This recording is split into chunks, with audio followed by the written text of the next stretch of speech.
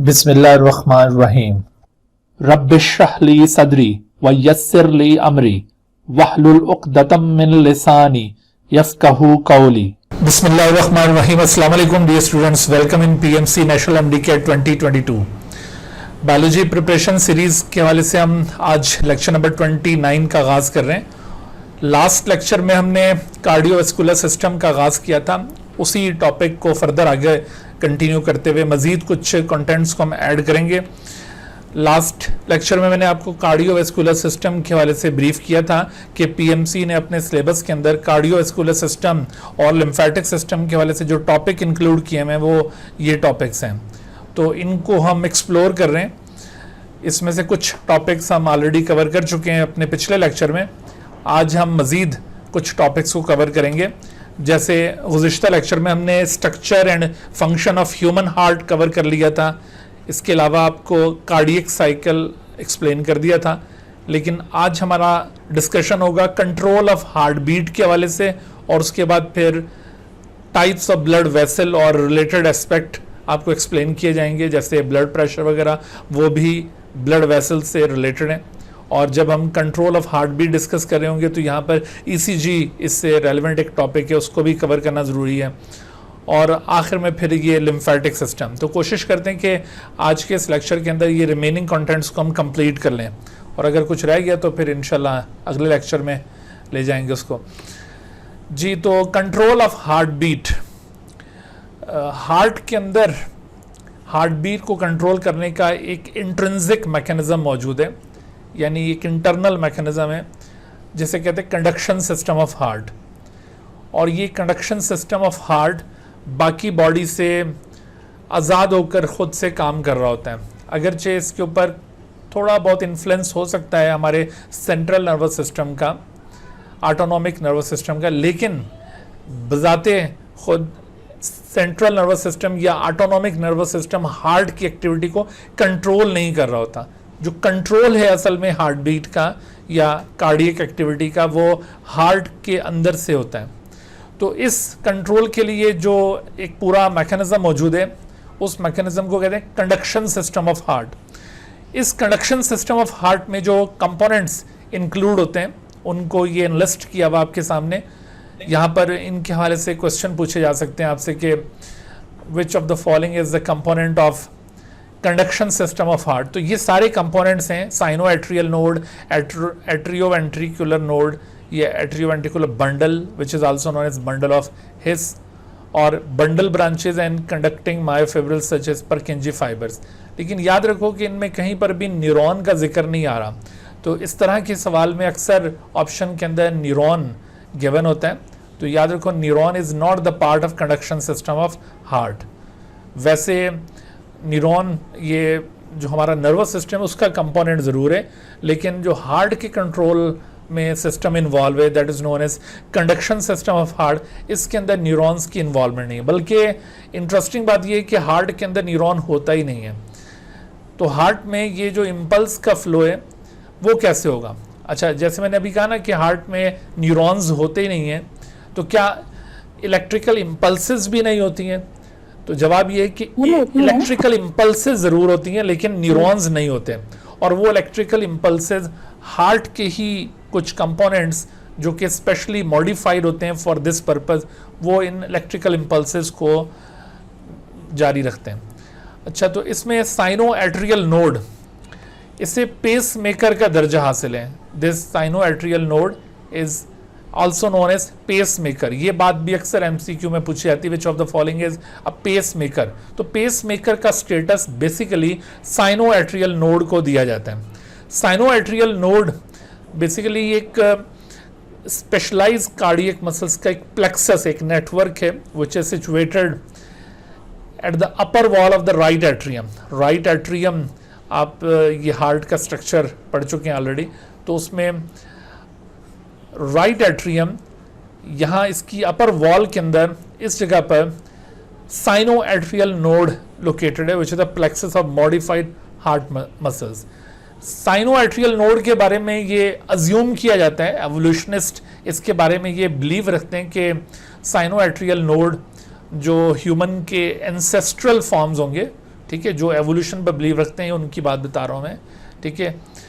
तो sinoatrial node ये human के एंसेस्टर्स में, जैसा कि बाकी ह्यूमन के एंसेस्टर्स में एवोल्यूशनरी पॉइंट ऑफ व्यू से एम्फीबियंस भी इंक्लूड होते हैं और इसके अलावा रेप्टाइल्स भी इंक्लूड होते हैं। तो रेप्टाइल्स, एम्फीबियंस, इनके हार्ट के अंदर एक पार्ट होता है, उसे कहते हैं साइनस वेनोसस। तो साइनस वेनोसस जो पार्ट है, sinus venosus, this is the part of heart in amphibians and the reptiles, sinus venosus. तो ये कहते हैं कि ये जो साइनस वेनोसस है वहाँ से ये साइनोएट्रियल नोड ओरिजिनेट हुआ है हमारे हार्ट के अंदर। ह्यूमन हार्ट में याद रखिए कि साइनस वेनोसस नहीं है, ठीक है। ये मैं आपको बात बता रहा हूँ कि जो ह्यूमन के एंसेस्टर्स अज्यूम किए जाते हैं according to evolutionist such as reptiles and birds, तो उनके हार्ट के अंदर साइनस वेनोसस एक पार्ट था। वो पार्ट ये अज्यूम किया जाता है कि वो साइनोएट्रियल नोड में ट्रांसफॉर्म हो गया है, ठीक है। तो ये बात बाज़-ओ-क़ात MCQ में भी पूछी जाती है, इस वजह से ये रेफरेंस आपको दिया है। आपने याद रखना है कि अगर ये साइनोएट्रियल नोड के ओरिजिन के मुतालिक आपसे पूछा जाए तो साइनस वेनोसस आपने याद रखना है।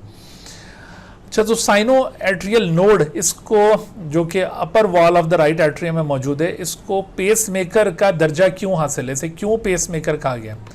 दरअसल यहाँ से ये जो साइनोएट्रियल नोड, जैसे मैंने आपको बताया कि it is situated in the upper wall of the right atrium, यहाँ से एक्साइटेशन ओरिजिनेट होती है। हार्ट की एक्टिविटी को कंट्रोल करने के लिए जो इलेक्ट्रिकल इम्पल्सेस रिक्वायर्ड हैं उनका सेंटर ऑफ ओरिजिन ये साइनोएट्रियल नोड है। इसी वजह से इसको पेस मेकर कहा जाता है। It is the centre of origin, centre of origin of electrical impulses for the control of origin of electrical impulses, ठीक है। तो इलेक्ट्रिकल इम्पल्सेस जो हार्ट की एक्टिविटी को कंट्रोल करने के लिए रिक्वायर्ड होती हैं, उनका सेंटर ऑफ ओरिजिन ये साइनोएट्रियल नोड है। तो इस लिहाज से हम हार्ट को ये कहते हैं कि ये मायोजेनिक इन नेचर है। क्योंकि मायोजेनिक इसको क्यों कह रहे हैं? मायोजेनिक टर्म ये भी इसी बुनियाद पर इसको दी जाती है कि the centre of origin of excitation और centre of origin of electrical impulses is located within the heart. ये एक्सटर्नल रिदमिसिटी पर डिपेंडेंट नहीं है, although it is influenced by external electrical impulses, लेकिन एक्सटर्नल इलेक्ट्रिकल इम्पल्सेस पर इसकी activity depend नहीं कर रही होती है। Its activity mainly depends upon internal rhythmicity. तो इंटरनल रिदमिसिटी की वजह से heart is suppose to be myogenic in nature, क्योंकि ये इंटरनल जो रिदमिसिटी है, इंटरनल रिदमिसिटी यानी इसमें जो एक्साइटेशन है उसका सेंटर ऑफ ओरिजिन हार्ट के अंदर ही लोकेट करता है, उसके ऊपर ही इसकी सारी एक्टिविटी डिपेंडेड है। So that's why it is known as myogenic in nature. तो साइनोएट्रियल नोड से अराइज होने वाली इम्पल्सेस ये फिर बाकी सारे इस सिस्टम के कंपोनेंट्स में फ्लो करेंगी और बाकियों को भी स्टिमुलेट करेंगी। तो इस वजह से इसको पेस मेकर का दर्जा हासिल है। बाज़ औक़ात ये जो नेचुरल पेस मेकर है ये ख़राब भी हो जाता है, इसकी एक्टिविटी मुतासर हो जाती है। ऐसी सूरत में आजकल ये सहूलत दस्तयाब है कि आप इस साइनोएट्रियल नोड को, नेचुरल पेस मेकर को रिप्लेस कर सकते हैं with artificial pacemaker which are battery operated devices. उनको इम्प्लांट कर दिया जाता है बॉडी में और उनसे भी इसी तरह से एक्साइटेशन ली जाती है ख़ास रिदम के तहत, और इस तरह हार्ट को मज़ीद कॉन्ट्रैक्ट करने के काबिल बनाया जाता है। वरना अगर ये साइनोएट्रियल नोड ज़ाहिर ख़राब हो जाए तो हार्ट बीट करना बंद कर देगा, और हार्ट अगर बीट करना बंद कर दे तो बेशक ब्रेन जितना मर्जी ज़ोर लगा लें फिर बॉडी सर्वाइव नहीं कर सकती है। तो इसकी बहुत अहमियत है। अच्छा, आप देखो ये जो साइनोएट्रियल नोड है ये इम्पल्सेस ट्रांसमिट करता है और ये इम्पल्सेस एट्रिया की वॉल के अंदर स्प्रेड हो जाती हैं। एट्रिया की वॉल में इस इम्पल्सेस को स्प्रेड करने के लिए यहाँ पर आप देखिए कि बैकमैन्स बंच मौजूद है, बैकमैन्स बंच। तो ये जो बैकमैन्स बंच है ये भी मॉडिफाइड हार्ट सेल्स होते हैं जिनका एक पूरा नेटवर्क एट्रियल वॉल के अंदर स्प्रेडेड है। तो उसके अंदर ये इम्पल्सेस ट्रांसमिट होंगी। इसके साथ साथ आप ये देख रहे हैं कि कुछ इम्पल्सेस ये आगे जाकर एवी नोड तक भी पहुंच रही हैं। एवी नोड में इम्पल्सेस को पहुंचाने के लिए यहाँ पर ये इंटीरियर इंटरनोडल एक ब्रांच मौजूद है जो कि साइनोएट्रियल नोड से निकल रही है, ठीक है। इसी तरह से ये मिडल इंटरनोडल है, पोस्टीरियर इंटरनोडल है। तो ये ब्रांचेज हैं जो कि साइनोएट्रियल नोड से निकल रही हैं और they lead to the AV bundle, AV node, sorry AV node. AV node stands for atrioventricular node. Atrioventricular node ये सिचुएटेड है at the base of right atrium. इनकी लोकेशन आपने खासतौर पे याद रखनी है। जैसे इसके बारे में सवाल पूछा था कि ये कहाँ पर मौजूद है, इसी तरह से एट्रियोवेंट्रिकुलर नोड के मुतालिक भी सवाल पूछा जाएगा। जबकि ये जो एडिशनल इंफॉर्मेशन इसको आप याद रख लें तो अच्छी बात है, नहीं भी याद रखते तो कोई फ़र्क नहीं पड़ेगा। ये इंटीरियर इंटरनोडल या मिडल और पोस्टीरियर इंटरनोडल और इसी तरह से बैकमैन्स बंच, तो इनके ज़रिए आप देख लें कि एट्रिया की वॉल के अंदर और एवी नोड तक इम्पल्सेस फ्लो कर रही हैं। लेकिन याद रखो कि जो इम्पल्स साइनोएट्रियल नोड से ओरिजिनेट होगी वो इम्पल्स एट्रिया की वॉल तक ही महदूद रहेगी या ज़्यादा से ज़्यादा वो एवी नोड तक जा सकेगी। नीचे वेंट्रिकल की वॉल में वो इम्पल्स ट्रांसमिट नहीं होती। देखो हम यहाँ पर बार बार इम्पल्स का जिक्र कर रहे हैं ना, तो आपको चूँकि आप लोग इस वक्त ये एमडी कैट की तैयारी कर रहे हैं और आप यकीनन सेकेंड ईयर का कोर्स भी कवर कर चुके हैं और आप बहुत अच्छी तरह से जानते हैं कि न्यूरॉन के अंदर इम्पल्सेस कैसे फ़्लो करती हैं। तो जो तरीक़ेकार इम्पल्स फ़्लो का न्यूरॉन में आपने पढ़ा हुआ है, यहाँ पर भी इन इम्पल्सेस का फ़्लो उसी तरह से होगा। यानी ये इम्पल्स क्या होती है, बेसिकली ये वेव ऑफ डीपोलराइजेशन होती है। जैसे आपने न्यूरॉन में वेव्स ऑफ डीपोलराइजेशन पढ़ी हैं, तो यहां पर भी ऐसा ही होगा, waves of depolarisation followed by waves of repolarisation. तो यहां पर भी ये इवेंट परफॉर्म हो रहे हैं, ठीक है। हमने जैसे अभी शुरू में दो बातें की ना कि न्यूरॉन्स क्या हार्ट में मौजूद हैं, तो जवाब ये आया नहीं। और दूसरा हमने यहाँ पर सवाल रेज किया कि क्या इलेक्ट्रिकल इम्पल्सेस हार्ट में होंगी, यस। और इसी तरह से अगर आपसे पूछा जाए कि क्या वेव्स ऑफ डीपोलराइजेशन हार्ट में मौजूद होती हैं, यस। और वेव्स ऑफ रीपोलराइजेशन मौजूद होती हैं, बिल्कुल वो भी मौजूद होती हैं, ठीक है। तो ये waves of depolarisation followed by waves of repolarisation. तो ये waves of depolarisation and repolarisation ये उसी तरह से इम्पल्सेस का फ्लो यहाँ पर हो रहा है। तो साइनोएट्रियल नोड ने एक वेव ऑफ डीपोलराइजेशन ट्रांसमिट करनी है, देन वेव ऑफ रीपोलराइजेशन, फिर डीपोलराइजेशन, फिर रीपोलराइजेशन। अगर आपको ये बात समझ में नहीं आ रही, यहाँ पर जो बच्चों ने न्यूरॉन वाला पोर्शन अच्छी तरह कवर नहीं किया हुआ, हो सकता है कि उनको ये वाली बात मेरी समझ में ना आ रही हो, ठीक है। तो वो अभी थोड़ा सा सब्र कर सकते हैं। आगे हमने जब नर्वस कोऑर्डिनेशन पढ़नी है वहाँ पर ये इम्पल्स फिजियोलॉजी को हम बहुत डिटेल के साथ कवर करेंगे। यहाँ पर अभी इतना वक्त नहीं है कि हम इस इम्पल्स फिजियोलॉजी को यहाँ पे पहले कवर करें और उसके बाद फिर इस टॉपिक को देखें, ठीक है। तो अगर किसी को ये समझ में ना आए तो वो थोड़ा सा सब्र का मुजाहरा करें। वेव ऑफ डीपोलराइजेशन ये साइनोएट्रियल नोड से निकली और फिर वेव ऑफ रीपोलराइजेशन, लेकिन ये मैंने आपको बताया कि ये कहाँ तक पहुँच पाएगी, एट्रिया की वॉल में या फिर ज़्यादा से ज़्यादा एवी नोड तक। क्योंकि यहाँ पे ये सवाल बनता होता है कि impulse originated from sinoatrial node can reach up to, तो उसमें कहाँ पर वो पहुँच सकती है, ये आपको याद होना चाहिए। ये एट्रियल वॉल में और एवी नोड तक ये पहुँच पाएगी। वो क्यों भाई, आगे क्यों नहीं जा सकती? द रीज़न इज़ दैट यहाँ पर दोनों एट्रिया और दोनों वेंट्रिकल्स के दरमियान में जो एट्रियोवेंट्रिकुलर पार्टीशन मौजूद है, एट्रियोवेंट्रिकुलर ब्रिज मौजूद है, that bridge is composed of a kind of connective tissue that doesn't allow the movement of impulses from atria to ventricles. Atria से इम्पल्स यूँ डायरेक्टली वेंट्रिकल में नहीं जा पाएगी। वेंट्रिकल्स में इम्पल्स को फ्लो करवाने के लिए ये जो एवी नोड है ये रिस्पॉन्सिबल है। एवी नोड तक तो ये इम्पल्सेस आ गई और अब एवी नोड स्टिमुलेट होगा और यहाँ से एक नई इम्पल्स ओरिजिनेट होगी that will travel into the ventricles. सही है। तो आपने ये रीज़न याद रखना है कि because of the sheet of connective tissue जो कि नॉन कंडक्टर टाइप की शीट है, that doesn't allow the movement of impulses from atria to the ventricles.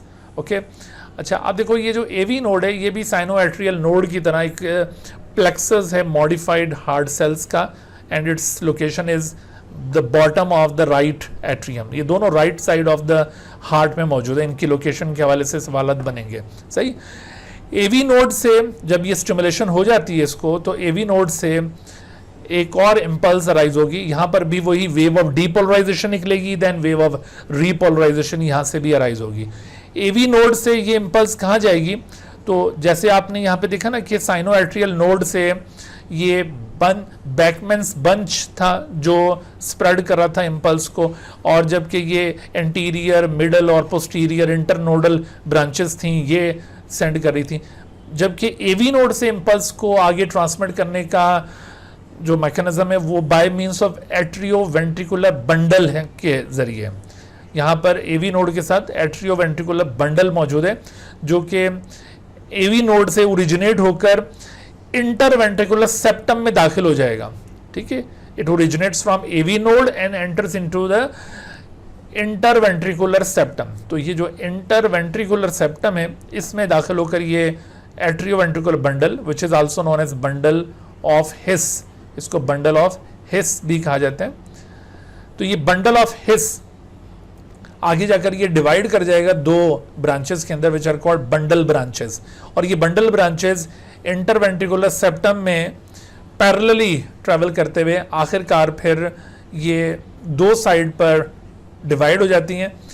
एक तरफ ये लेफ्ट वेंट्रिकल के अंदर दाखिल हो जाएंगे और दूसरी तरफ ये राइट वेंट्रिकल में। ठीक है, तो इस तरह से atrioventricular bundle, then bundle branches, और बंडल ब्रांचेस से आगे जो छोटी ब्रांचेस निकलेंगी that are ultimately lead to very fine branches called Purkinje fibers. Purkinje fibers ये बिल्कुल टर्मिनल ब्रांचेस होती हैं जो बंडल ब्रांचेस से ओरिजिनेट होंगी और वेंट्रिकल्स की वॉल में दूर दूर तक ये स्प्रेडेड होते हैं और पूरी वेंट्रिकल में नर्व्स, ये जो इम्पल्स सप्लाई उसको मुमकिन बनाते हैं। देखो यहाँ पर अब मैकेनिज्म जो मैंने आपको बताया कुछ इस तरह से कि जब ये ऐसे नोड से इम्पल्स एवी नोड तक पहुँचती है तो इस इम्पल्स को यहाँ पर पहुँचने में तकरीबन 0.04 सेकंड का अरसा लगता है। और इस दौरान में कार्डियक साइकिल का कौन सा इवेंट परफॉर्म होगा, तो आपने इसको अब रिलेट करते जाना है कार्डियक साइकिल के साथ। तो जब ये ऐसे नोड से इम्पल्स राइज होगी तो उस वक्त दरअसल एट्रिया के अंदर ये डीपोलराइजेशन स्प्रेड होती है। इस इम्पल्स को एट्रियल डीपोलराइजेशन का नाम दिया जाता है, एट्रियल डीपोलराइजेशन, और उसकी वजह से एट्रिया कॉन्ट्रैक्ट करते हैं। ठीक है, इट कॉजेज एट्रियल कॉन्ट्रैक्शन यानी एट्रियल सिस्टोल इसकी वजह से होगा। ये आपने रिलेशन डेवलप करते जाना है कि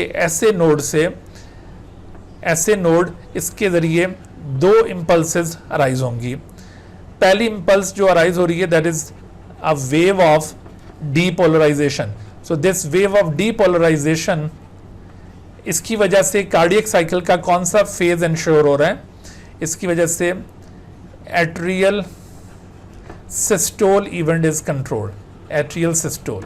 ओके, अच्छा मैंने जैसे भी आपको बताया ना कि हर डीपोलराइजेशन के बाद रीपोलराइजेशन भी होनी है, तो डेफिनेटली ऐसे node also sends a wave of repolarization, यहाँ पर repolarization भी होगी। लेकिन ये जो repolarization है ये मास्क हो जाएगी, ये कोई प्रोमिनेंट इफेक्ट कॉज नहीं कर सकेगी। repolarization की वेव दरअसल उस वक्त अराइज होती है जब आगे इम्पल्स फ्लो कर चुकी होती है। यानी यूं समझ लें कि जैसे अभी मैं आपको बता रहा हूं ना कि ऐसे नोड से ये इम्पल्स जो वेव ऑफ डीपोलराइजेशन है एवी नोड तक पहुंची तो 0.04 सेकंड का अरसा इसको लग गया और एवी नोड को मज़ीद स्टिमुलेट होने में तकरीबन कोई 0.11 सेकंड का अरसा लगा और उसके बाद फिर एवी नोड से इम्पल्स अराइज हुई। यहाँ पर कैलकुलेशन आपने करनी है। कैलकुलेशन क्या है कि 0.04 सेकंड और फिर ये जो एवी नोड है it takes 0.11 second to be stimulated. जब इम्पल्स इस तक पहुंचती है ना और फिर इससे जब इम्पल्स आगे निकलती है तो कितना वक्त मजीद गुजर चुका होता है, 0.11 सेकंड का अरसा।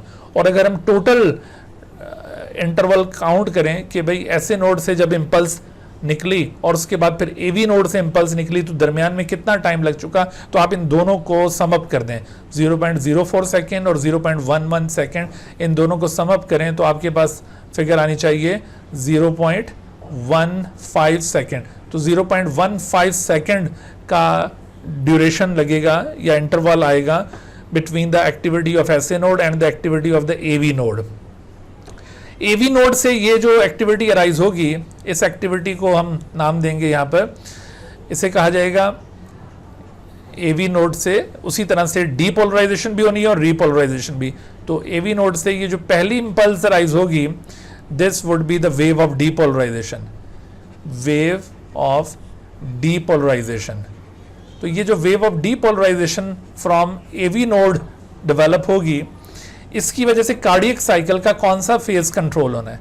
सो because of this wave of depolarisation from AV node, ventricular systole occurs, ventricular systole, ventricular systole, इसको वेंट्रिकुलर डीपोलराइजेशन भी कहते हैं, and it causes ventricular systole activity, ventricular systole activity ये इसके जरिए कॉज हो रही है।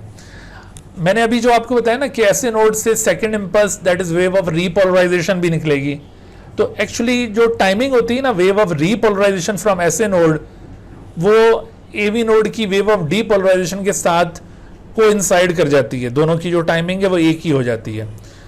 चूंकि ये ऐसे नोड से जो वेव ऑफ रीपोलराइजेशन है वो थोड़ी वीक इंपल्स होती है और वो सिर्फ एट्रिया तक महदूद रहती है, लेकिन जो एवी नोड से वेव ऑफ डीपोलराइजेशन अराइज हुई है और वो wave of depolarisation AV node से एवी बंडल और फिर बंडल ब्रांचें पूरी वेंट्रिकल्स के अंदर वो स्प्रेड हुई, तो इससे ज़्यादा प्रोमिनेंट इफेक्ट कॉज होता है और वो क्या है, वेंट्रिकुलर सिस्टोल। वेंट्रिकल्स यूँ कॉन्ट्रैक्ट करते हैं।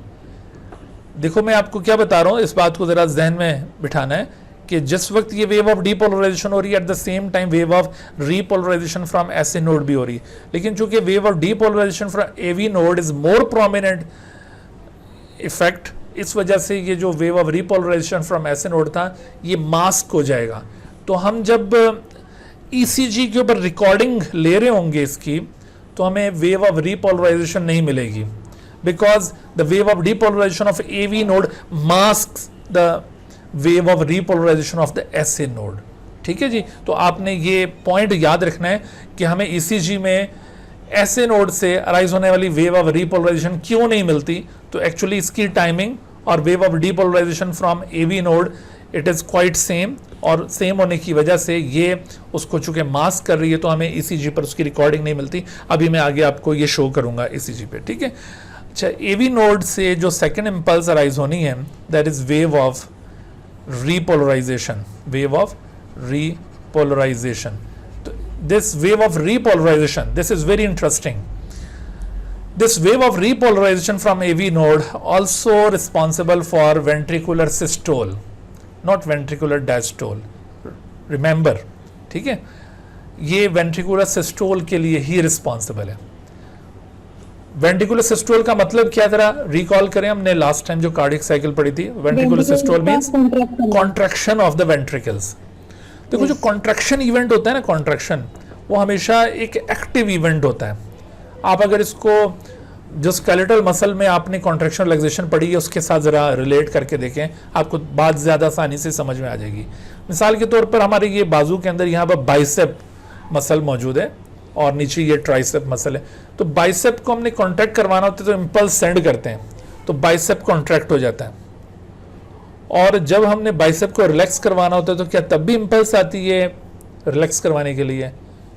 नो सर, एक्चुअली बाइसेप को जब रिलैक्स करवाना होता है तो मैकेनिज्म ये है कि ट्राइसेप को इंपल्स जाती है और ट्राइसेप कॉन्ट्रैक्ट होता है, बाइसेप को मसल जाना, बाइसेप को इंपल्स जाना रुक जाती है। जब बाइसेप को इंपल्स नहीं मिलेगी तो बाइसेप खुद ब खुद रिलैक्स होना शुरू हो जाएगा। यानी याद रखो कि किसी भी मसल को कॉन्ट्रैक्ट करवाने के लिए इंपल्स की ज़रूरत पड़ती है, उसको सिग्नल चाहिए होता है, लेकिन जब किसी मसल को रिलैक्स करवाना हो तो इंपल्स की ज़रूरत नहीं होती। समझ आई बात? तो यहाँ पर भी देखो कि ये जो दोनों इंपल्सेस हैं, wave of depolarisation and the wave of repolarization, actually both of them are responsible for the ventricular systole. देखो इसको हम ईसीजी के ऊपर ना अलग अलग इसकी रिकॉर्डिंग अभी हासिल करेंगे। अभी आपको इन दोनों का मैं एविडेंस दूंगा कि ये दोनों इवेंट्स ईसीजी पर रिकॉर्डेड हैं और इन दोनों की वजह से same event of the cardiac cycle ensure हो रहा है, that is called ventricular systole. Ventricular diastole इसके बाद होगा और वेंट्रिकुलर डायस्टोल के लिए इंपल्स का फ्लो नहीं चाहिए, बीच में एक इंटरवल आएगा जिसमें इंपल्स निकलना बंद हो जाती है। जब इंपल्स निकलना बंद होती है तो उस वक्त ये वेंट्रिकल्स यूं रिलैक्स कर रहे होते हैं, वो जो डायस्टोलिक फेज आता है। तो उस डायस्टोलिक फेज में कोई एसए नोड या एवी नोड की एक्टिविटी परफॉर्म नहीं हो रही होगी। क्लियर होगी मेरी बात? अच्छा, अब देखो यहां पर इसको मजीद आगे बढ़ाते हैं। परकिंजी फाइबर्स का भी मैंने जिक्र किया था, ये कुछ एडाप्टिव फीचर्स आपने याद रखने। परकिंजी फाइबर्स के इसके ऊपर भी सवालात बनते होते हैं। जैसे Purkinje fibres, they have large diameter with less branches as compare to the other cardiac muscle cells. जो बाकी कार्डियक मसल सेल्स हैं उनमें आपको ब्रांचेस ज़्यादा नज़र आएंगी, जबकि यहाँ पर कहता है कि ब्रांचेस कम होती हैं और कंपैरेटिवली ये ज़्यादा थिक फाइबर्स होते हैं as compare to the cardiac muscle fibres. उनसे ये ज़्यादा थिक फाइबर्स हैं, इनका डायमीटर ज़्यादा है। और इन फाइबर्स के अंदर जो मायोफिब्रिल्स होते हैं, आपने स्केलेटल मसल का स्ट्रक्चर पढ़ा है ना कि मसल सेल के अंदर फिर मायोफिब्रिल्स होते हैं। Similarly this is also a muscle cell और इसके अंदर भी मायोफिब्रिल्स होंगे, बट जो परकिंजी फाइबर्स हैं they have fewer myofibrils as compare to the cardiac muscle cell. जो नॉर्मली कार्डियक मसल सेल है उसके अंदर मायोफिब्रिल्स की तादाद ज़्यादा होती है। क्यों? क्योंकि देखो मायोफिब्रिल ये कॉन्ट्रैक्शन में हेल्प करते हैं और जो आम कार्डियक मसल सेल्स हैं उनका काम ही कॉन्ट्रैक्ट और रिलैक्स होना है। लेकिन ये जो परकिंजी फाइबर्स हैं they are not adaptive for contraction relaxation, इनका तो काम डिफरेंट है। ये इंपल्स के फ्लो को मुमकिन बनाते हैं, इस वजह से there is very fewer myofibrils. फिर देखो intercalated discs are well developed with numerous gap junctions. Intercalated disc में यहाँ पर सुराख मौजूद होंगे बहुत ज़्यादा। आमतौर पर जो बाकी कार्डियक मसल सेल्स होते हैं उनकी इंटरकलेटेड डिस्क में इतने ज़्यादा गैप जंक्शंस मौजूद नहीं होते जितने कि इन में गैप जंक्शंस मौजूद हैं। Gap junctions are just like the plasmodesmata of the plant cells. Animal cells में हम प्लाज्मोडेस्माटा की टर्म यूज़ नहीं करते। प्लांट सेल में हमने पढ़ा ना कि cytoplasmic bridges between the two adjacent cells which are called plasmodesmata. तो जस्ट लाइक दैट ये gap junctions are present in the animal cells. तो इनके जरिए सेल टू सेल कम्युनिकेशन हो रही होती है। So there are numerous gap junctions in the intercalated discus.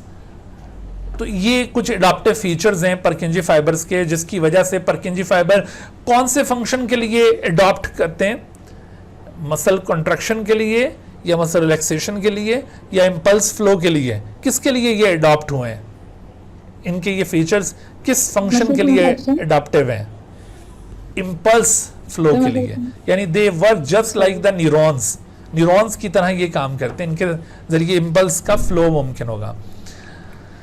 अच्छा, तो कंडक्शन का मैकेनिज्म मैंने आपको अभी डायग्रामेटिकली भी बताया था। यहाँ पर ये वर्ल्डली भी आप याद रखें कि एसए नोड से एवी नोड, ये सीक्वेंस भी आपको पता होना चाहिए, इनके ऊपर भी सवाल बनेंगे। एसए नोड से एवी नोड तक इंपल्स को पहुंचने में कितना अरसा लगेगा? 0.04 सेकेंड। और फिर मैंने कहा कि ये जो एवी नोड है, एवी नोड को स्टिमुलेट होने में कितना अरसा लगेगा? 0.11 सेकेंड का अरसा। और उसके बाद फिर एवी नोड से इंपल्स अराइज होकर ये आगे स्प्रेड हो पाएगी। तो जो टोटल ड्यूरेशन लग जाता है एसए नोड की एक्टिविटी और एवी नोड की एक्टिविटी। एसए नोड की एक्टिविटी का मतलब है atrial contraction, that is atrial systole. और जबकि एवी नोड की कॉन्ट्रैक्शन से ये जो एवी नोड की एक्टिविटी, इससे मुराद ये होगी हमारी कि ventricular contraction. So how much interval is present between atrial systole and ventricular systole? तो 0.15 सेकेंड का ये इंटरवल होगा। तो ये वाली बात भी अक्सर एमसीक्यू में पूछी जाती है, आपने इन कैलकुलेशंस को भी याद रखना है। जी अबीहा, क्या कहती हैं आप? ये थोड़ा सा दोबारा से बता दें। यहाँ तक तो समझ आ गया कि एसए नोड से एवी नोड तक जाने के लिए 0.04 सेकेंड लगेंगे, और फिर वो जो हमारी इंपल्स आई होगी वो 0.11 सेकेंड्स के लिए स्टे करेगी एवी नोड में क्या? स्टे, हाँ यूँ समझ लो जैसे मिसाल के तौर पर सपोज़ करें कि बाहर से कोई डाक आई है ना, और हमारे किसी पोस्ट ऑफिस को, जो बड़ा पोस्ट ऑफिस है, उसको वो डाक रिसीव हुई है, तो वो जो बाहर से डाक आई थी उसको, उसमें इतना टाइम लग गया था उसको, और अब वो जो पोस्ट ऑफिस है उसने वो डाक रिसीव करके उसको पढ़ा कि भाई वो क्या उसके पास मेल आई है, उसको क्या चीज़ रिसीव हुई है, और उसने जब पढ़ा तो उसमें थोड़ा इंटरप्रेट करने में टाइम लग गया, फिर उसके बाद उसको पता चला अच्छा भाई इसको आगे भी भेजना है, फिर उसने उसको आगे मुंतकिल किया। तो इसी तरह यहाँ पर भी हो रहा है कि ये जो ऐसे नोड है, इससे जैसे इम्पल्स ट्रांसमिट होती है तो एवी नोड तक पहुँचने में इतना टाइम उसको लग जाता है ट्रैवलिंग में। अब एवी नोड जब ये इम्पल्स रिसीव करेगा तो उसको इंटरप्रेट भी तो करेगा पहले कि ये क्या आया उसके पास सिग्नल। जब वो सिग्नल उसके पास पहुंचता है और फिर वो इंटरप्रेट करता है, और आफ्टर इंटरप्रिटेशन फिर वो आगे सिग्नल सेंड करता है, तो इस इंटरप्रिटेशन के अंदर 0.11 सेकेंड लग जाते हैं, और उसके बाद फिर जब यहाँ से इम्पल्स निकलेगी तो वो फिर फॉरन फ्लो कर जाएगी into the walls of the ventricles, और इस तरह से वेंट्रिकल्स कॉन्ट्रैक्शन का मुजाहरा करेंगे। लिहाजा एट्रियल की कॉन्ट्रैक्शन, एट्रिया की कॉन्ट्रैक्शन और वेंट्रिकल्स की कॉन्ट्रैक्शन के दरमियान टोटल कितना इंटरवल आ जाएगा, 0.04 प्लस 0.11, तो ये सम करें तो कितना बन गया, 0.15 सेकेंड। ठीक हो गया सर? बस थोड़ा सा और बता देंगे। देखिए सर, ये एवी नोड से, यानी कि AV node bundle of His और परकिंजी फाइबर्स तक जाने में उसको इतना टाइम लग रहा है, और उसकी ये सर मुझे कंफ्यूज नहीं, कर रहा है ये शायद आपको ना, ये वाली जो लाइन मैंने ड्रॉ की हुई है शायद ये कंफ्यूज कर रही है। आप इसको इग्नोर कर दें, ठीक है, आप इसको इग्नोर कर दें। आप जस्ट ये इमेजिन करें कि जो एवी नोड है, एवी नोड उसको अपनी इम्पल्स इनिशिएट करने में इतना टाइम लग गया है 0.11 सेकेंड का। जब उसने पीछे से एक सिग्नल रिसीव कर लिया तो अब उसने खुद आगे जो सिग्नल सेंड करना है, तो उस सिग्नल सेंड करने में उसको मजीद इतना डिले मिला है। तो इस डिले के बाद इम्पल्स जब इससे निकलेगी तो फिर वो फौरन क्विकली स्प्रेड हो जाएगी into the wall of the ventricle, और यूं जो टोटल इंटरवल बनेगा, ऐसे नोड की activity that is atrial contraction और एवी नोड की activity that is ventricular contraction, इसमें टोटल इंटरवल बन जाएगा 0.15 सेकेंड का। ओके सर, ठीक है, अब समझ आ, ये लाइन कंफ्यूज कर रही। अच्छा, तो अब देखो ये जितना भी अभी हमने सारा डिस्कशन किया, अब इसका हम प्रैक्टिकल एविडेंस देखते हैं। इन इलेक्ट्रिकल एक्टिविटीज की रिकॉर्डिंग को कहा जाता है इलेक्ट्रोकार्डियोग्राम या ईसीजी। याद रखिए ये ईसीजी इलेक्ट्रोकार्डियोग्राम का एब्रीविएशन है। हालांकि एक और टेक्निक होती है जो हार्ट से ही रिलेटेड है, उसे कहते हैं इकोकार्डियोग्राम। तो इकोकार्डियोग्राम अगरचे उसको भी एब्रीविएट किया जाए तो यही एब्रीविएशन बनेगी, लेकिन कंफ्यूजन को अवॉइड करने के लिए इकोकार्डियोग्राम को सिंपल फॉर्म में जस्ट इको कह दिया जाता है, उसको ईसीजी नहीं कहते। ईसीजी की जो टर्म है वो इस इलेक्ट्रोकार्डियोग्राम के लिए ये यूज की जाती है। अच्छा, ECG is also the abbreviation of electrocardiograph. Electrocardiograph is the apparatus, is the machine by which this recording has been taken. जो हम इलेक्ट्रिकल एक्टिविटी हार्ट की ऑब्जर्व करने के लिए एक रिकॉर्डिंग हासिल करेंगे किसी पेपर के ऊपर in the form of graph, तो that graph is called electrocardiogram. But जिस मशीन के जरिए ये ग्राफ ऑब्टेन किया जाएगा, that machine will be called as electrocardiograph. तो इलेक्ट्रोकार्डियोग्राफ की भी एब्रीविएशन यही बनती है। लेकिन याद रखो कि किसी भी क्वेश्चन में आपसे पूछा जाए कि ECG is the abbreviation of what, तो इलेक्ट्रोकार्डियोग्राम या इकोकार्डियोग्राम या इलेक्ट्रोकार्डियोग्राफ या ऑल ऑफ देम, तो यहाँ पे ऑल ऑफ देम को नहीं आपने पिक करना। हम ये ईसीजी मेनली यूज कर रहे होते हैं इलेक्ट्रोकार्डियोग्राम के लिए, सही। तो electrocardiogram ECG, this is actually the graphical representation of the electrical activities of SA node as well as the AV node। जब ये कार्डियक एक्टिविटी परफॉर्म हो रही होगी तो उस दौरान में SA नोड और AV नोड चूंकि उसको कंट्रोल करते हैं, तो हम किस तरह से एग्जामिन कर पाएंगे कि आया हमारा हार्ट प्रॉपरली वर्क कर रहा है या नहीं कर रहा, तो उसका हमें पता चलेगा ईसीजी के जरिए। ईसीजी किसी भी कार्डियोलॉजिस्ट का एक प्राइमरी टूल होता है जिसके ज़रिए वो हार्ट में होने वाले मुख्तलिफ हादसात को वो ऑब्ज़र्व करता है कि क्या मसाइल चल रहे हैं हार्ट के साथ, और उसके बाद फिर वो मज़ीद डायग्नोस्टिक टेस्ट की तरफ बढ़ेगा वो कार्डियोलॉजिस्ट। तो इस वजह से ईसीजी की बड़ी अहमियत है डायग्नोसिस के अंदर। ये हार्ट की मुख्तलिफ एबनॉर्मलिटीज़ को डायग्नोस करने में एक प्राइमरी हैसियत रखता है। ईसीजी को फर्दर हम इन्वेस्टिगेट करेंगे। ईसीजी बेसिकली 3 चीज़ों पर मुश्तमिल है। इसके अंदर 3 मुख्तलिफ कंसेप्ट्स को इस्तेमाल किया जाता है। एक इसमें हम वेव्स एंड डिफ्लेक्शंस का जिक्र करेंगे, और दूसरे यहाँ पर सेगमेंट्स का जिक्र करेंगे, तीसरे इंटरवल्स का जिक्र करेंगे। ठीक है, ये तीनों टेक्निकल टर्म्स हैं। हालांकि ये वैसे आम लैंग्वेज में भी हम अल्फाज यूज़ कर रहे होते हैं, लेकिन यहाँ पर टेक्निकली इन वर्ड्स को यूज़ किया जाएगा, तो ये प्रॉपर टर्मिनोलॉजी है, तो इनको समझना ज़रूरी होगा। देखो, वेव्स या डिफ्लेक्शंस से क्या मुराद है? इसमें आपको एक टिपिकल ईसीजी के अंदर ये इस तरह से लाइन ऊपर उठती भी नज़र आ रही है, और कहीं पर ये लाइन नीचे जाती हुई नज़र आ रही है, एक स्ट्रेट पाथ से ऊपर या नीचे। इन दोनों को वेव्स या डिफ्लेक्शंस कहा जाएगा। अगर ये वेव ऊपर की तरफ जा रही है तो ये पॉजिटिव डिफ्लेक्शन, ये पॉजिटिव वेव होगी, और अगर ये नीचे की तरफ जा रही है तो ये नेगेटिव डिफ्लेक्शन या नेगेटिव वेव कहलाएगी। ठीक है, तो ये जो पी वेव है, यहाँ पर हमने इनको नेम किया हुआ है। जैसे पहली जो वेव डेवलप हो रही है, this one is known as P wave. उसके बाद फिर ये एक छोटी सी नेगेटिव डिफ्लेक्शन के बाद फिर एक बहुत ही विगरस किस्म की पॉजिटिव वेव बन रही है, पॉजिटिव डिफ्लेक्शन बन रही है, क्यू और फिर आर और फिर ये एस, फिर दोबारा एक छोटी सी नेगेटिव डिफ्लेक्शन। सो इसको कलेक्टिवली कहते हैं क्यू आर एस कॉम्प्लेक्स। और फिर तीसरी मेजर वेव आपको यहाँ पे मिलेगी वो है टी वेव। तो इनसे क्या मुराद है, इसको जरा समझने की कोशिश करते हैं। देखो, जो पी वेव है, this is atrial depolarisation. It represents the atrial depolarisation. It denotes the wave of depolarization spreads from SA node and is conducted throughout the cells of the atria.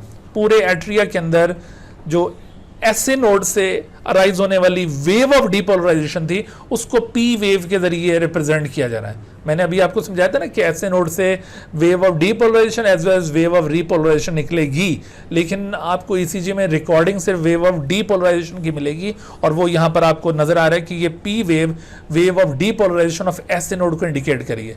ये यहाँ से बड़े सवाल बनते होते हैं, तो इनको आपने अच्छी तरह से याद रखना है कि P wave represents the atrial depolarisation, और it represents or denotes the wave of depolarization spreads from the SA node and is conducted throughout the cells of the atria. और इससे कार्डियक साइकिल का कौन सा इवेंट इंश्योर हो रहा है? अभी आपको मैंने पॉइंट आउट किया कि because of this atrial systole event will be controlled, यानी एट्रिया की जो कॉन्ट्रैक्शन है वो दरअसल इस पी वेव के जरिए होनी है। उसके बाद फिर QRS कॉम्प्लेक्स, जो कि सेकंड कंपोनेंट है वेव्स में। QRS कॉम्प्लेक्स ये वेंट्रिकुलर डीपोलराइजेशन को इंडिकेट करता है। It denotes the wave of depolarisation spreads from the AV node and it's conducted throughout the cells of the ventricle. देखो, जब AV नोड से, यहाँ से ये SA नोड से इंपल्स नीचे पहुंची, और उसके बाद अब AV नोड से इंपल्स यहाँ पर ट्रांसमिट हो गई है टू द वेंट्रिकुलर वॉल्स, और वेंट्रिकल्स ने अब कॉन्ट्रैक्शन का मुजाहरा किया है, तो इसको रिप्रेजेंट किया है यहाँ पर QRS कॉम्प्लेक्स के जरिए। तो भाई, ये अगर QRS complex depolarization, wave of depolarisation from AV node को इंडिकेट कर रहा है, तो where is the wave of repolarisation from SA node? तो जैसे मैंने अभी आपको समझाया था कि SA नोड से जो वेव ऑफ रीपोलराइजेशन है वो एक्चुअली AV नोड की वेव ऑफ डीपोलराइजेशन के साथ कोइंसाइड कर जाती है, यानी एक ही वक्त में ये दोनों वेव्स डेवलप होती हैं। SA नोड की वेव ऑफ रीपोलराइजेशन बहुत वीक होती है as compare to the wave of depolarisation from the AV node which is very much intense impulse. तो ये इंटेंस इम्पल्स मास्क कर देगी to the effect of the repolarization, लिहाजा हमें ECG के ऊपर वो wave of repolarisation from SA node की रिकॉर्डिंग मिलेगी नहीं, क्योंकि वो ओवरलैप होगी बाय द QRS कॉम्प्लेक्स। लिहाजा आपसे अगर किसी सवाल में ये पूछा जाए कि इन ECG wave of repolarization from SA node cannot be found, actually it is masked by, तो कौन मास्क कर रहे हैं? बाय पी वेव या QRS कॉम्प्लेक्स या टी वेव या the interval between T wave and the P wave? तो आपने ये याद रखना है, actually it is masked by the QRS complex, या it is masked by the wave of depolarisation spreads from the AV node, इसके जरिए ये मास्क हो रहा है। क्लियर होगी बात ये? तो इससे वेंट्रिकुलर सिस्टोल इवेंट कंट्रोल हो रहा था। Now the third major component in the wave section is the T wave. T wave ये वेंट्रिकुलर रीपोलराइजेशन को इंडिकेट कर रही होती है, क्योंकि AV नोड से पहले डीपोलराइजेशन और अब ये रीपोलराइजेशन अराइज होगी, and it denotes the wave of repolarization spreads from AV node and is conducted throughout the cells of the ventricle. यानी ये भी वेंट्रिकल में स्प्रेड होगी, और इससे पहले जो डीपोलराइजेशन थी वो भी वेंट्रिकल्स में ही स्प्रेड हो रही थी। लेकिन वो SA नोड की दोनों इंपल्सेस कहाँ स्प्रेड हो रही थी? कौन से हिस्से के अंदर? एट्रिया में या वेंट्रिकल्स के अंदर, या दोनों में? एट्रिया में, वो एट्रिया में स्प्रेड हो रही थी। ठीक है भाई। तो टी वेव ये किस को इंडिकेट कर रही है? तो यहां पर अभी जैसे मैंने आपको बताया कि टी वेव ये भी वेंट्रिकुलर सिस्टोल को इंडिकेट कर रही है। ये बड़ी इंटरेस्टिंग बात है, यहां पर अक्सर कंफ्यूजन होती है, बास बच्चे ये समझ रहे होते हैं कि ये टी वेव दरअसल वेंट्रिकुलर डायस्टोल को इंडिकेट कर रही है, लेकिन ऐसा नहीं है। मैंने अभी आपको ये बात समझाई कि दरअसल मसल की रिलैक्सेशन के लिए किसी इंपल्स की जरूरत नहीं है। मसल को अगर रिलैक्स करवाना हो तो इंपल्स ट्रांसमिट करना बंद कर दी जाए तो वो रिलैक्स होना शुरू हो जाता है। तो लिहाजा यहाँ पर भी जो डायस्टोलिक फेज है उसके लिए किसी इंपल्स की जरूरत नहीं पड़ेगी। आपसे अगर पूछा जाए ना कि in which phase of the cardiac cycle no impulse activity is found on ECG, तो वो कौन सा फेज है कार्डियक साइकिल का जिसमें कोई इंपल्स एक्टिविटी नहीं मिलेगी? वो है डीपोलराइजेशन, सॉरी वो है diastolic phase. Sorry, cardiac cycle का कौन सा फेज है जो जिसमें कोई इंपल्स एक्टिविटी नहीं मिलती? Diastolic phase. डायस्टोलिक फेज में कोई इंपल्स एक्टिविटी नहीं मिलेगी। उसके बाद फिर एट्रियल सिस्टोल में कौन सी इंपल्स एक्टिविटी मिलेगी? P wave. उसके बाद वेंट्रिकुलर सिस्टोल के अंदर कौन सी एक्टिविटी मिलेगी? QRS complex and then T wave. तो आपने इस तरह से ECG में ये इन तीनों के रोल को आइडेंटिफाई करना है। यहां से कई एक MCQs बनेंगे। अच्छा, इसमें मैं आपको ना ये जो बात अभी मैंने थोड़ी सी सरप्राइजिंग बताई है कि it also causes ventricular systole, इसका एक एविडेंस भी दिखाता हूं यहाँ पर। ये देखिए, इस डायग्राम के अंदर हमें बहुत वाज़ेह तौर पर ये समझ में आ जाएगी बात कि कौन सा इवेंट किस वेव के साथ लिंक्ड है। जैसे आप देखिए कि ये यहाँ से स्टार्ट करें, एट्रियल सिस्टोल, यानी ये जो पी वेव थी, ये P wave basically atrial systole को पॉसिबल बनाती है और एट्रियल सिस्टोल एक्टिविटी ये यहाँ तक जारी रहेगी। सही। और उसके बाद फौरन वेंट्रिकुलर सिस्टोल एक्टिविटी का आगाज होता है जो कि QRS कॉम्प्लेक्स मुमकिन बनाता है।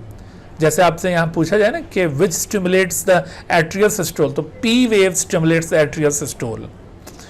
और ventricular systole is stimulated by which, तो QRS complex stimulates the ventricular systole. अब आप जरा देखो कि ventricular systole that is contraction of the ventricles, इसी के दौरान में ये टी वेव मुकम्मल तौर पर इसके अंदर इंक्लूडेड है। तो ventricular systole is caused by two waves, it is stimulated by the QRS complex, but T wave also participate in the ventricular systole. The point is to be noted carefully, इसको जरा ज़हनशीन करें कि ventricular systole stimulate किससे हुआ है? वो तो QRS complex से हुआ है, लेकिन ventricular systole में कौन कौन सी waves involve हैं? तो ना सिर्फ इसमें QRS complex involve है, बल्कि T wave also participates in the ventricular systole. अब देखो वेंट्रिकुलर डायस्टोल कब शुरू होगा? After the completion of the T wave. अब इंपल्स एक्टिविटी देखो खत्म हो गई, there is no impulse activity, और उस वक्त ये डायस्टोलिक फेज परफॉर्म हो रहा है। इस वक्त देखो ना सिर्फ ये वेंट्रिकुलर डायस्टोल हो रहा है, बल्कि इसके साथ साथ एट्रियल डायस्टोल भी शुरू हो चुका है। देखो हुआ क्या है कि एट्रिया जब यूं कॉन्ट्रैक्ट हो गए ना, तो कॉन्ट्रैक्ट होने के बाद फौरन बाद ही एट्रिया की रिलैक्सेशन का आगाज हो गया था, क्योंकि अब एट्रिया को इंपल्स नहीं मिल रही थी, तो एट्रिया ने रिलैक्स होना खुद ब खुद शुरू कर दिया था, साथ साथ उसके अंदर ब्लड एंटर होता जा रहा था और वो रिलैक्स करता जा रहा था। ठीक है, तो इस तरह से ये एट्रियल डायस्टोल पहले से शुरू हो चुका है, लेकिन अब ये टी वेव के बाद वेंट्रिकुलर डायस्टोल भी शुरू हो जाएगा और अब ये दोनों डायस्टोल एक साथ चलेंगे, तो इसको कलेक्टिवली हम डायस्टोलिक फेज कहते हैं ना कार्डियक साइकिल में। कार्डियक साइकिल के अंदर हमने इस तरह से इसको 3 हिस्सों में डिवाइड किया था कि ये हिस्सा एट्रियल सिस्टोल है, ये वेंट्रिकुलर सिस्टोल है, और जबकि ये दोनों का डायस्टोल है atrio ventricular diastole, atrio ventricular diastole. ठीक है, तो इस तरह से ये कार्डियक साइकिल में ये चीज़ें एक दूसरे के साथ रिलेट कर रही हैं, तो इन रिलेशनशिप्स को ज़रूर आपने ध्यान में रखना है। यहाँ पर आपका कॉन्सेप्ट कई हवालों से बहुत क्लियर होने वाला है। ये डायग्राम डायरेक्टली यूँ बुक के अंदर गिवन नहीं है, लेकिन कॉन्सेप्ट सारे बुक के अंदर मौजूद हैं और हमें इन बातों को ज़रा समझने की ज़रूरत है, और यहाँ से जो थोड़े मुश्किल क्वेश्चंस हैं वो इन्हीं में से पूछे जाएंगे, तो आप इनको ज़रा रिलेट करें एक दूसरे के साथ। देखो यहाँ पर ये सबसे नीचे आपको एक ग्राफ नज़र आ रहा है, फोनोग्राम। फोनोग्राम का मतलब है कि जब हम किसी भी शख्स की हार्ट एक्टिविटी को एनालाइज कर रहे होते हैं तो उसमें एक एनालिसिस होता है उसकी हार्ट बीट की आवाज़ का एनालिसिस, कि उसमें लब साउंड और डब साउंड, ये जो 2 साउंड्स होते हैं, ये 2 मेजर साउंड्स हैं, इसको फर्स्ट हार्ट बीट साउंड और सेकंड हार्ट बीट साउंड कहते हैं। एक बहुत ही माइनर सा हार्ट बीट साउंड होता है, उसको थर्ड कहते हैं, जो कि बाज़ औक़ात महसूस होता है, ये बहुत केयरफुली महसूस होता है, अदरवाइज यूँ महसूस नहीं होता। मेन जो हार्ट बीट साउंड्स हैं वो 2 हैं, first and second heart beat sound, इसको कहते हैं लब साउंड और इसको कहते हैं डब साउंड।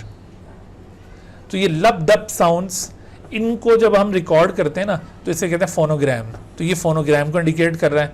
अच्छा, फिर देखो इलेक्ट्रोकार्डियोग्राम, इलेक्ट्रोकार्डियोग्राम ईसीजी अभी हमने पढ़ी, तो ये उसको इसके साथ रिलेट करके दिखाया।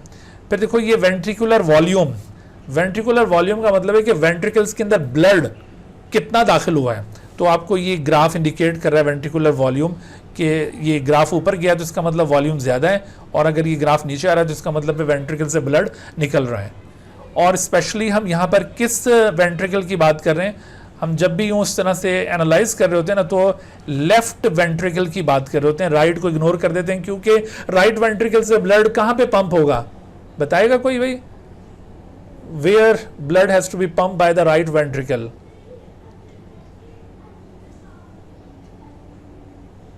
नहीं याद आता?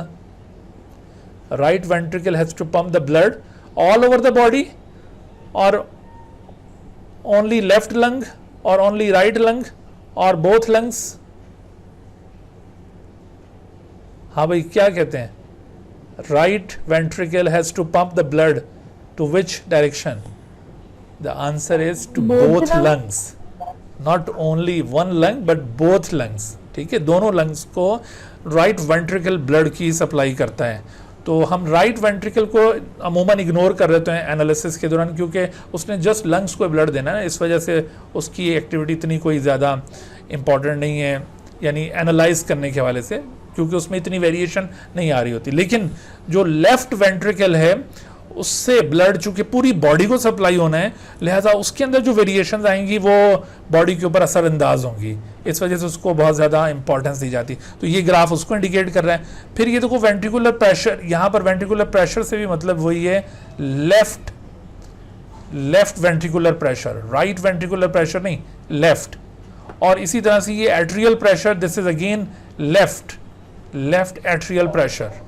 और ये अयोर्टिक प्रेशर, देखो जब ये ब्लड हार्ट से निकल अयोर्टा में आता है, तो अयोर्टा में कौन सा ब्लड आएगा भाई? लेफ्ट वेंट्रिकल का ब्लड आएगा या राइट वेंट्रिकल का ब्लड अयोर्टा में दाखिल होगा? Which blood enters into the aorta? Left ventricular blood और राइट वेंट्रिकुलर ब्लड, और बोथ? जी क्या समझते हैं आप? आज मजा नहीं आ रहा बेटे, आपका इंटरेक्शन बहुत कम है। तो देखो जब ये लेफ्ट वेंट्रिकल सर, जी शाबाश, ऐसे बोलिए ना, left ventricle, exactly left ventricle का ब्लड अयोर्टा में आएगा, तो उस वक्त अयोर्टा के अंदर ब्लड का एक pressure wall of the vessel के ऊपर डेवलप होता है, जिसको अयोर्टिक प्रेशर कहते हैं। जैसे आमतौर पर हम ब्लड प्रेशर कहते हैं ना, तो ये वही अयोर्टिक प्रेशर है, ब्लड प्रेशर। तो अब देखो इनमें रिलेशनशिप्स बनाई हुई हैं, रिलेशनशिप में आपको बहुत सारी बातों का अंदाजा होने वाला है। स्पेशली आप वो जो हार्ट के वेल्व्स की ओपनिंग क्लोजिंग है उसको पिन पॉइंट करेंगे, और सेकंड आपने ये जो हार्ट बीट साउंड्स हैं उनको और ये कार्डियक साइकिल के जो डिफरेंट फेजेस हैं उनके साथ इनको रिलेट करना है। आप ज़रा गौर कीजिए कि ये ईसीजी के अंदर ये QRS कॉम्प्लेक्स है, तो इस QRS कॉम्प्लेक्स के दौरान आपको अभी मैंने बताया था कौन सा फेज कार्डियक साइकिल का परफॉर्म होता है QRS कॉम्प्लेक्स के दौरान, वेंट्रिकुलर सिस्टोल। वेंट्रिकल्स कॉन्ट्रैक्ट होने लगते हैं, तो जैसे ही वेंट्रिकल्स कॉन्ट्रैक्ट करेंगे तो आप ये वाला जो ग्राफ है इसको देखिए, ये वेंट्रिकल्स के अंदर जो प्रेशर था ना वो यूं एकदम ऊपर जाना शुरू हो जाएगा। हमने लास्ट लेक्चर में भी इस तरह के ग्राफ का जिक्र किया था। चूंकि वेंट्रिकल्स यूं कॉन्ट्रैक्ट कर रहे हैं तो उसके अंदर जितना भी ब्लड था तो उस ब्लड ने वेंट्रिकल्स की वॉल के अंदर एक प्रेशर बिल्ड कर दिया है, तो यूं वेंट्रिकुलर प्रेशर बहुत ये ऊपर जाना शुरू हो गया। तो एक पॉइंट आता है जिसको कहते हैं आइसोवॉल्यूमिक कंट्रैक्शन, यानी ये वो पॉइंट होता है जब वेंट्रिकल्स का जो प्रेशर है वो एट्रियल प्रेशर से ज़्यादा हो जाता है, जो लेफ्ट एट्रियल प्रेशर है उससे वेंट्रिकुलर प्रेशर ज़्यादा हो जाता है। तो यही वो पॉइंट होता है जब एट्रियो वेंट्रिकुलर वेल्व्स ये क्लोज हो जाएंगे, ठीक है, और उस वक्त जो एयोर्टिक वेल्व्स हैं, एयोर्टिक वेल्व वो ओपन हो जाएगा। तो यहाँ पर देखो ये पॉइंट इंडिकेट किया हुआ है कि एयोर्टिक वेल्व ओपन हो गया, जबकि जो मिट्रल वेल्व था यानी बाइकस्पिड वेल्व ये उसी वक्त क्लोज हो गया था जब वेंट्रिकल्स ने यूं कॉन्ट्रैक्ट करना शुरू किया, ठीक है। आइसो वॉल्यूमिक कॉन्ट्रैक्शन ये वो पॉइंट है जब एयोर्टिक वेल्व ओपन होगा। एयोर्टिक वेल्व किस वक्त ओपन होता है? जब left ventricular pressure exceeds the left atrial pressure, उससे जब बढ़ जाता है, इस पॉइंट को आइसोवॉल्यूमिक कॉन्ट्रैक्शन या आइसोवॉल्यूमेट्रिक कॉन्ट्रैक्शन कहते हैं। इस पॉइंट पर एयोर्टिक वेल्व उस वक्त ये ओपन हो जाएगा, ठीक है, और एयोर्टा के अंदर ब्लड दाखिल होना शुरू हो जाएगा। जैसे ही एयोर्टा में ब्लड दाखिल होना शुरू होगा तो साथ ही आप देखें एयोर्टिक प्रेशर ऊपर जाना शुरू हो जाएगा। उससे पहले एयोर्टिक प्रेशर ऊपर नहीं जा रहा था, अब ये एयोर्टिक वेल्व ओपन हुआ तो साथ ही। अच्छा मुझे बताएं कि एयोर्टिक वेल्व के साथ साथ दूसरा सेमिलुनर वेल्व कौन सा होता है? One of the semilunar valve is aortic and other one is known as pulmonary. Pulmonary valve कब ओपन होगा? एयोर्टिक वेल्व तो इस पॉइंट पे ओपन हो रहा है, तो when the pulmonary valve is to be open. तो याद करो ये दोनों वेल्व्स एक साथ ओपन होते हैं। अगर आपको ये पॉइंट एयोर्टिक वेल्व की ओपनिंग का इंडिकेट किया गया है तो remember that the pulmonary valve is also open at the same time. तो ये दोनों वेल्व सेम टाइम पर ओपन हो रहे होते हैं। तो इसकी ओपनिंग पे कोई साउंड जनरेट होगा? पल्मोनरी वेल्व्स की ओपनिंग पे साउंड जनरेट होता है कोई? The answer is no, no sound is generated. लेकिन जब ये मिट्रल वेल्व जो बाइकस्पिड वेल्व था वो जब क्लोज हुआ था और ऑब्वियसली साथ ही यहाँ पर जो दूसरा वेल्व एट्रियोवेंट्रिकुलर वेल्व वो भी क्लोज हुआ है, तो इस क्लोजिंग पे साउंड जनरेट हुआ है और वो साउंड आपको यहाँ पे नजर आ रहा है, first heart beat sound, lub sound. ये उस वक्त जनरेट हो रहा है when the atrioventricular valves are closed, okay. और अब ये वेल्व ओपन हो गया। अच्छा तो अब जैसे ये एयोर्टा के अंदर भी प्रेशर बढ़ गया और साथ ही ये वेंट्रिकल्स के अंदर भी ब्लड का प्रेशर बढ़ गया, तो अब साथ साथ वेंट्रिकल्स के अंदर भी ब्लड का प्रेशर कम होने लग जाएगा, क्योंकि वेंट्रिकल से ब्लड निकल कर चला जाएगा तो वेंट्रिकल्स में भी ब्लड प्रेशर कम होने लग जाएगा और एयोर्टा का ब्लड प्रेशर भी डाउन होना शुरू हो जाएगा। एयोर्टा के अंदर जो मिनिमम प्रेशर होता है वो कितना होता है? कोई बता सकेगा भाई? ये ब्लड प्रेशर का टॉपिक आपने ज़रूर पढ़ा होगा, तो मिनिमम प्रेशर एयोर्टा में कितना होता है? आप अगर ये इधर स्केल पर नज़र दौड़ाएं तो आपको अंदाज़ा हो जाना चाहिए। 80। और इसको कहते होते हैं, क्या कहते हैं इसको? डायस्टोलिक प्रेशर, ठीक है। तो ये 80 ये मिनिमम प्रेशर है, और जो ये मैक्सिमम प्रेशर है वो कितना है? ये देखो यहाँ पे 120, ठीक है। तो ये वाला जो एयोर्टिक प्रेशर है, ये ऊपर वाला एयोर्टिक प्रेशर, इसको कहते हैं systolic pressure. This is actually systolic pressure और इसकी वैल्यू नॉर्मल पर्सन्स में 120 मिलीमीटर ऑफ मर्करी है, ठीक है। और जबकि ये जो नीचे वाली वैल्यू ये आपको नज़र आ रही है, this is the diastolic pressure, diastolic pressure, और ये जो डायस्टोलिक प्रेशर नॉर्मल पर्सन्स के अंदर इसकी वैल्यू कितनी है 80 मिलीमीटर ऑफ मर्करी। ओके, अच्छा, तो साथ ही अब ये इसमें, तो अब देखो यहाँ पर एक और पॉइंट आ रहा है, ये इस जगह पर इसको कहते हैं अगेन आइसोवॉल्यूमिक रिलैक्सेशन पॉइंट। तो आइसोवॉल्यूमिक रिलैक्सेशन पॉइंट ये वो है जब लेफ्ट एट्रियम का जो प्रेशर है वो वेंट्रिकल के प्रेशर से ज़्यादा हो जाता है। जैसे मैंने यहाँ पर कहा ना कि लेफ्ट वेंट्रिकल का प्रेशर जब एट्रियल प्रेशर से ज़्यादा हो जाए तो उसको ये आइसोवॉल्यूमिक कॉन्ट्रैक्शन पॉइंट कहते हैं। और इसी तरह से जब लेफ्ट एट्रियल प्रेशर एक्सीड कर जाए then the left ventricular pressure, तो ऐसी सूरत में ये आइसोवॉल्यूमिक रिलैक्सेशन पॉइंट कहलाता है। So at isovolumic relaxation point mitral valves are opened. देखो जो मिट्रल वेल्व्स क्लोज थे, ये जो एट्रियोवेंट्रिकुलर वेल्व्स और उसमें दो तरह के होते हैं लेफ्ट और राइट, तो ये वेल्व्स ओपन होंगे इस पॉइंट पे। जबकि अयोर्टिक वेल्व की क्लोजिंग कहाँ पर हो रही है? अयोर्टिक वेल्व की क्लोजिंग ये इस पॉइंट पे हो रही है। ठीक है, तो अयोर्टिक वेल्व कब क्लोज हो रहे हैं? जब रिलैक्सेशन हो रही है, यानी ये जो इवेंट आप देख रहे हैं ना, ये वेंट्रिकल्स की रिलैक्सेशन हो रही है।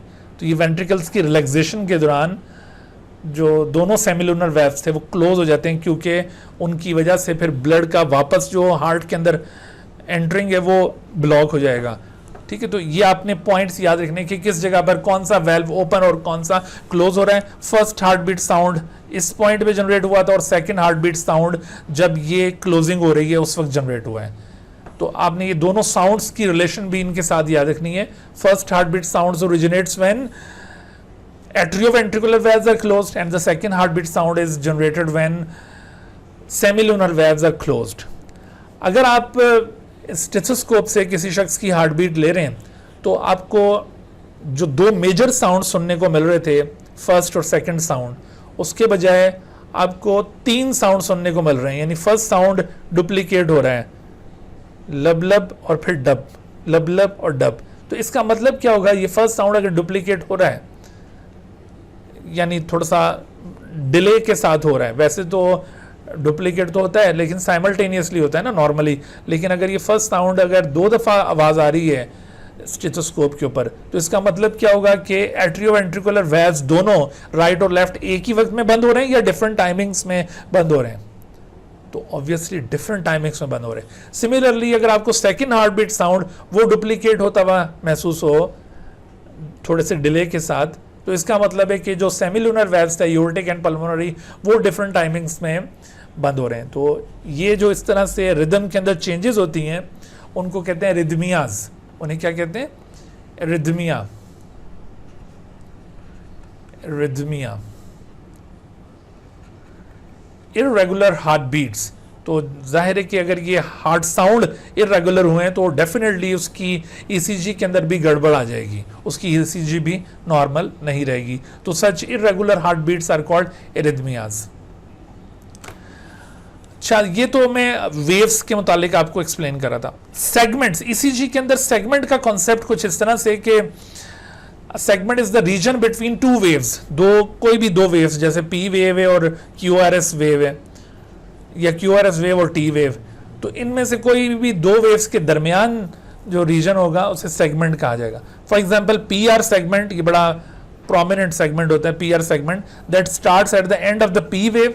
पी वेव जहां पे आके खत्म होगी वहां से ये सेगमेंट शुरू हो रहा है और ये कब तक जारी रहेगा? And ends at the start of the QRS complex, जहां से क्यूआरएस कॉम्प्लेक्स शुरू हो रहा है उसके दरमियान तक। तो ये जो टाइम होगा इसे कहा जाएगा सेगमेंट। सेगमेंट हमेशा 2 वेव्स के दरमियान के हिस्से को कहा जाता है। तो इसमें पीआर सेगमेंट ज्यादा प्रोमिनेंट है, इसी तरह से एसटी सेगमेंट। तो एसटी सेगमेंट को भी एनालाइज करना बहुत आसान है कि क्यूआरएस कॉम्प्लेक्स के एंड से लेकर और टी वेव के स्टार्ट तक जो पोर्शन होगा उसे एसटी सेगमेंट कहा जाएगा। असल में ये जो नाम रखे हुए ना, ये सेगमेंट है और पीआर सेगमेंट है, ये सेगमेंट एसटी सेगमेंट है, ये फ्ला वेव है, तो हर एक का अपना अपना एक रोल है और इसी के जरिए हार्ट के मुख्तलिफ मामलात को एनालाइज किया जाता है। ठीक है, तो ये सेगमेंट का कंसेप्ट आपने देख लिया। एंड नाउ सेगमेंट के बाद intervals. The term interval is an ECG. This is an interval in an ECG, that is the duration of the time that includes one segment and one or more wave. यानी इसके अंदर अब ये दो wave के दरमियान वाला portion नहीं, बल्कि वो कहते हैं कि एक पूरा सेगमेंट और साथ उसके एक या एक से ज्यादा वेव्स को अगर इंक्लूड कर लिया जाए, then it would becomes an interval.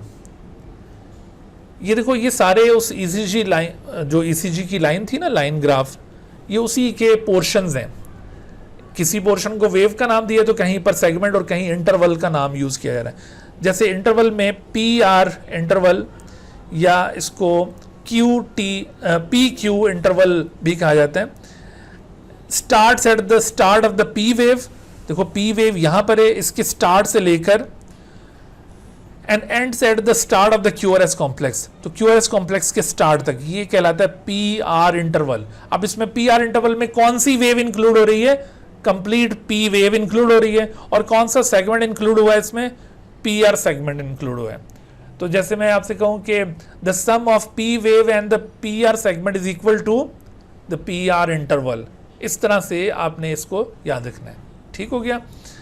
अच्छा, तो ये और भी इसी तरह के इंटरवल्स हो सकते हैं. जैसे RR इंटरवल है, ये दो R पॉइंट्स के दरमियान जितना भी ड्यूरेशन आएगा उसको RR इंटरवल कहा जाएगा. और ये जो RR इंटरवल होता है, this is very important to observe the arrhythmia. वो कैसे? कि अगर आपने किसी शख्स की ECG देखी है and if you find out the equal distance between R segments, ये जो R पोर्शंस हैं उनके दरमियान इक्वल डिस्टेंस देखा है, या आपने लेंथ ऑफ RR इंटरवल एक जैसी ऑब्जर्व की है पूरी ECG के अंदर, तो इट मीन्स के ECG इज रिदमिक. बट अगर आपने किसी ECG के अंदर किसी जगह पर आपको RR इंटरवल लंबा मिला है और कहीं पर RR इंटरवल छोटा मिला है, फिर कहीं लंबा है तो कहीं छोटा है, तो इसका मतलब है कि वो इर्रेगुलर हार्ट बीट है. और हमेशा ये जो इर्रेगुलर हार्ट बीट होती है, ये कब डेवलप होती है? जब ये हार्ट अटैक हो रहा होता है. तो हार्ट अटैक के दौरान जैसे ही कार्डियोलॉजिस्ट उसकी ECG रीड करता है, तो वो देखते फौरन सबसे पहले RR इंटरवल को ऑब्जर्व करता है और उसको फौरन अंदाज़ा हो जाता है कि RR इंटरवल में वेरिएशन नज़र आ रही है, वो बिल्कुल कांस्टेंट नहीं है. तो इसका मतलब है कि यहाँ पर अब कुछ हो गया है, और फिर फर्दर उसको डायग्नोस किया जाएगा कि हार्ट अटैक किस नौइयत का हुआ है. तो इस तरह से ये डायग्नोसिस में हेल्प कर रहा है. इंटरवल्स में एक और इंटरवल जैसे QRS इंटरवल, ये भी एक बड़ा प्रोमिनेंट इंटरवल है. It covers the QRS complex from beginning to end. और QT interval starts from the start of the QRS and ends at the end of the T wave. ये ST interval है, ये यहाँ के इसके QRS complex के बाद से लेकर और ये जाकर ये तो था ST इंटरवल. और QT इंटरवल QRS कॉम्प्लेक्स के स्टार्ट से लेकर T वेव के इख्तिताम तक, ये सारा कहलाएगा QT इंटरवल. तो आपने ये सारे सेगमेंट्स इंटरवल, इनको ज़रूर अच्छी तरह से याद रखना है. स्पेशली ये चीज़ें आपको फेडरल और KPK वाली बुक्स में, यहाँ पर जो 2006 का करिकुलम है उसके अंदर ज़्यादा डिटेल्स में मिलेंगी. पंजाब सिंध वाले पोर्शन में ये बहुत कम है, लेकिन आप ये अच्छी तरह से इसको ज़रूर कवर करें. ECG का यूज़ कहाँ कहाँ पर हो सकता है? तो इसमें रिदमिया, जैसे मैंने आपको बताया था, नॉन रिदमिक हार्ट बीट्स, उनको डिटेक्ट करने के लिए, जैसे अगर heart beat less than more than 100 beats per minute हो जाए तो ये टैकीकार्डिया कहलाता है. ये ECG पे डिटेक्ट हो सकता है. और ब्रेडिकार्डिया 40 बीट्स पर मिनट से कम हो जाए तो इसको ब्रेडिकार्डिया कहा जाता है. फिर इसी तरह से कंडक्शन डिफेक्ट्स का अंदाज़ा होता है कि हार्ट प्रॉपरली कंडक्ट कर रहा है या नहीं. Size and the portion of the heart chambers, या damage of the heart muscle, या effect of the cardiac medicine, जो हम मेडिसिन देते हैं, मेडिकेशन करते हैं कार्डियक पेशेंट्स को, उसके इफेक्ट को भी ECG पर ऑब्जर्व किया जाता है. ठीक है, तो ये यूजेस आपने याद रखने. क्या ECG किसी भी क्लॉट को पिन पॉइंट करने के लिए यूज हो सकता है कि where the clot is actually located in the heart during the heart attack? जी भाई, क्या कहते हैं? In order to pinpoint the clot in the heart vessel, यानी किस जगह पर कोरोनरी आर्टरी की कौन सी ब्रांच में किस जगह पर एक थ्रोम्बस की एम्बोलस लॉज्ड है जिसने ये सप्लाई मुनक़ता की है और हार्ट अटैक हुआ है, तो क्या ECG पर इस बात का अंदाज़ा हो सकेगा? नो, इस तरह की चीज़ों को आइडेंटिफाई करने के लिए आपको फिर वो मज़ीद डायग्नोस्टिक टेस्ट की तरफ जाना पड़ेगा, जैसे एंजियोग्राफी वगैरह करनी पड़ेगी और उसमें जाकर पता चलेगा कि असल में वो क्लॉट किस जगह पे था। अदरवाइज़ बाकी जो मामलात हैं इनिशियल डायग्नोसिस, उसमें ईसीजी ये बहुत ज़्यादा इंपॉर्टेंस कहाँ मिले। आज का लेक्चर हम फिर इस जगह पर लाकर ख़त्म करते हैं। इंशाल्लाह फिर इससे आगे के जो टॉपिक्स होंगे उसको हम नेक्स्ट लेक्चर में कवर करेंगे। Dear viewers, thank you for watching this video. If you have not subscribed this channel, kindly subscribe it and also press the bell icon below so that you could be notified about any new video lecture from Biology Guardian. And also do not hesitate to ask any question regarding this lecture. My contacts are shown on the screen. Thank you once again.